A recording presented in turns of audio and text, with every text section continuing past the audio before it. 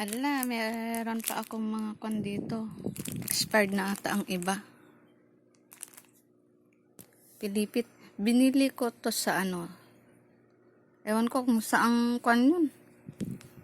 SM malapit sa Pasig. Bas itong tatlo. Tapos itong tatlo naman. Pastillas de leche. Makapuno. Tsaka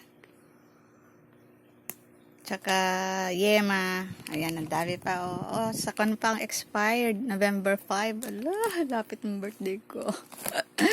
Sino kayo mag-regalo sa akin? Ay, naks. Paas. Asa-asa kapag hindi, magtitibo na ako. Titibo na ako, no, tol? Magtibo-tibo na.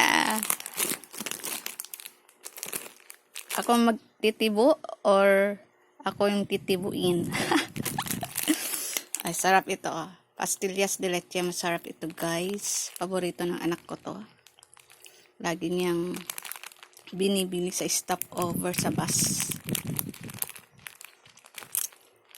Ayan, madami pa akong nakuha ko yung bag na kabibigay nung amo ko sa Taipei. Grabe, isang buwan naman ba? Isang buwan siya sa bahay nila bago niya binigay yung bag. Yung mga luggage ko, inunti-unti dinala dito sa Miauli. Yan. Sarap. Ayan. Kain-kain.